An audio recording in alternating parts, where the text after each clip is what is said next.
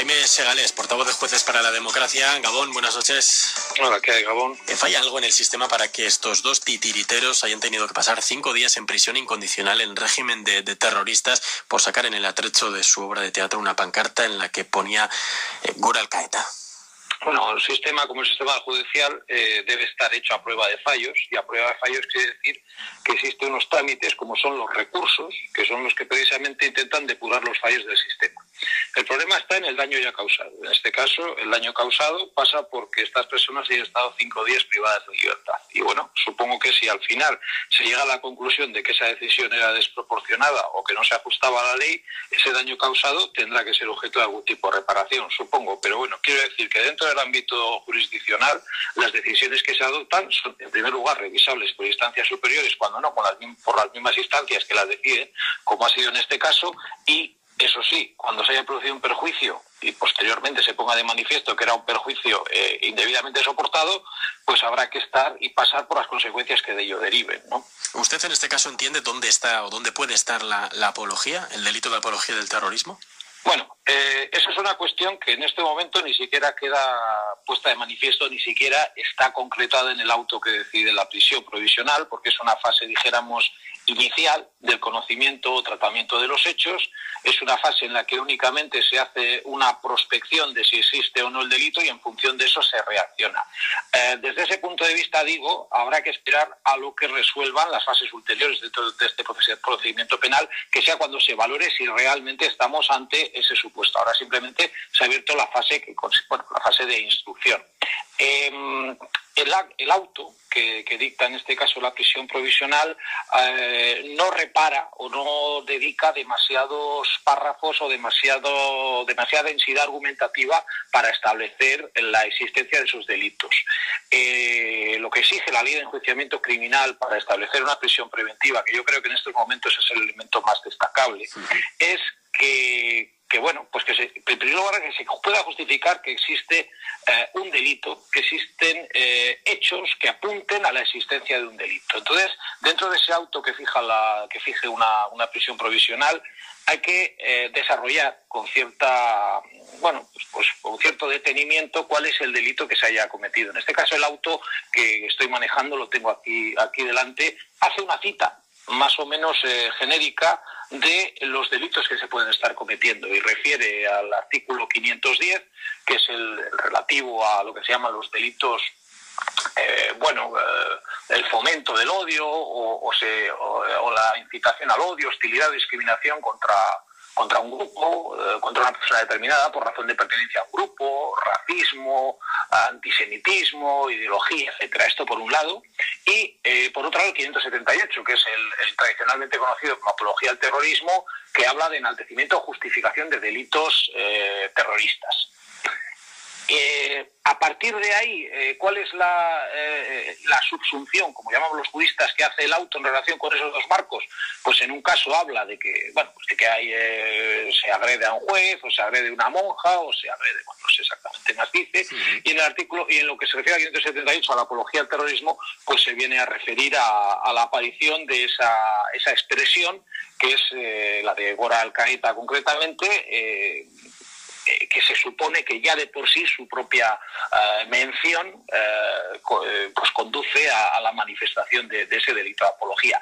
Entiendo yo, desde la perspectiva de prudencia que tenemos que tener siempre los jueces cuando hablamos de otros jueces, que un auto de prisión provisional tiene que fijar de una manera al menos teórica, ya digo porque estamos desde el punto de vista de lo que estamos en la fase de instrucción, y es una fase en la que no se dispone de todos los elementos, pero sí que si uno piensa que eso es un delito, yo creo que lo que se echa de menos quizá es el establecer una concreción o un detalle o una subsunción más amplia de la manifestación de ese delito. Yo en este caso, desde el punto de vista de la valoración, coincido con las expresiones hechas por nuestro portavoz a nivel estatal, Ximo Bosch, en cuanto a que quizá, pues en este caso, no está tan clara la manifestación de esos delitos. O por lo menos yo entiendo que no está tan clara la justificación en el propio auto que fija la prisión incondicional, ¿no? Claro, porque aquí puede haber un terreno, nos podemos meter en un terreno resbaladizo y un tanto peligroso, porque estamos hablando de una obra de teatro, de títeres, todo lo cutre, chabacana, inapropiada para niños que queramos, pero de una ficción. Y antes había quien se planteaba, ¿no? En 8 apellidos vascos, la película, también hay quien sale actuando, diciendo Goraete, Goraeta, gritando con pancartas, o en series de televisión. Esto es un terreno un tanto peligroso, ¿no? Estamos poniendo ya la libertad no solo de expresión, sino de actuar, de teatro. Si ahí podemos también encontrar delitos, ¿dónde nos metemos? No obstante, yo creo que en este caso lo más preocupante, a salvo de la mayor o menor ampliación de los tipos penales vinculados en este caso con el enaltecimiento del terrorismo, que tiene mejor remedio, quiero decir, porque aquí lo más grave no es tanto el que se haya calificado como enaltecimiento del terrorismo a esto, sino que unas personas hayan estado 5 días en la cárcel de forma incondicional por esto. Porque si en un momento dado alguien tiene, bueno, pues los hechos protagonizados por alguien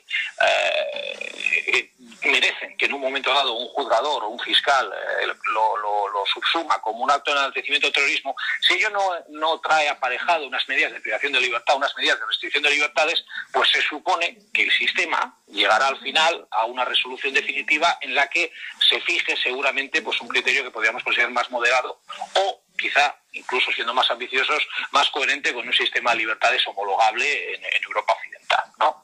El problema es la prisión provisional durante 5 días. Y el problema quizá está también en la forma que se tiene de justificar decisiones de esta naturaleza. La prisión es la última medida que se tiene que adoptar en un contexto como este, de instrucción de un procedimiento penal. No hay una sentencia que haya condenado a una persona a estar privada de libertad y por lo tanto en esta fase toda precaución es poca en relación con la defensa de la libertad, que al fin y al cabo es un derecho fundamental y es la clave del ejercicio del resto de los derechos, junto con el derecho a la vida, evidentemente. Entonces, para ello, la ley de enjuiciamiento criminal, este es el artículo 502-503, fija una serie de requisitos y además el auto transcribe literalmente esos requisitos para que se quebrante esta regla de la libertad como máximo bien jurídico a proteger.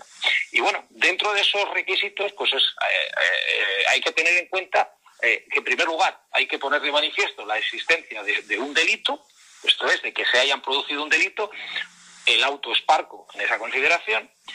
2, que las personas identificadas, investigadas, hayan sido los autores, en este caso no cabe duda, que esas personas han hecho esos actos, que esos actos sean no delito ya será otro debate.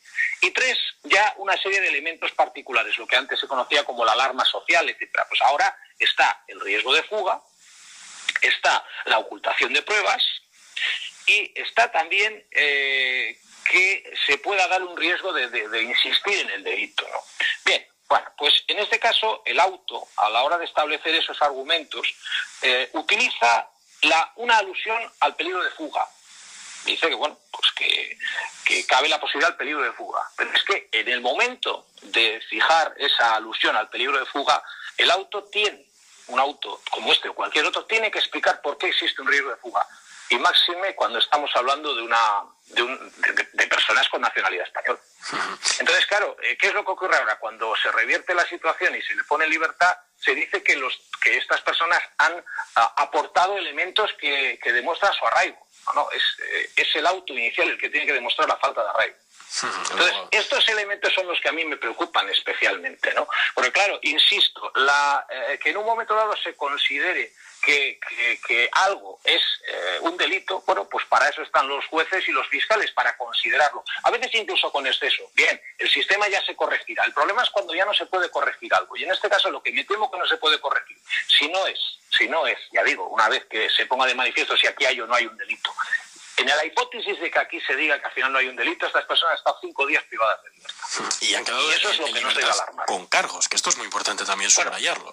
Sí, claro. Comparecencias diarias en el juzgado. Sí, no, que evidentemente no se puede estar privado de libertad si no es con cargos. Quiero decir que, en cualquier caso, insisto, yo querría poner de manifiesto la mayor importancia que tiene lo que me parece a mí incluso más grave que el hecho de que en un momento dado alguien interprete el artículo 578 o el 510 de una manera agresiva con la libertad de creación artística o con la libertad de expresión. Eso es un problema, pero a mí me preocupa más como jurista que se detone la prisión preventiva sin establecer una argumentación cabal que desde luego resista más de 5 días. Quiero decir que el elemento que me suscita a mí una mayor preocupación es que 5 días después no existan los motivos que por lo visto existían 5 días antes. Eso es lo que nos puede generar una mayor preocupación, y siempre desde el respeto al trabajo de los jueces y de los fiscales, pero sin perjuicio también de la posibilidad de opinar en torno a estas cuestiones que como jueces, y en este caso jueces por la democracia, pues nos preocupan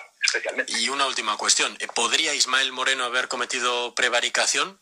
Bueno, esto es una cuestión sobre la cual afortunadamente en este país existirán cauces, existe un procedimiento para ponerlo de manifiesto. Yo en estos momentos evidentemente no puedo hacer un juicio en relación con esa cuestión. Bombero no pisaba manguera, eso está bien. No es una cuestión de bombero no pisaba manguera, es una cuestión de que nuestro estatuto no nos permite entrar en esas consideraciones. Además entiendo que, al fin y al cabo, vosotros mismos los periodistas disponéis de elementos y de información reciente en relación con casos similares que seguramente podéis poner en solfa dentro de este contexto, ¿no? Pues, ha sido relativamente reciente que un magistrado perdió su condición por decretar una prisión.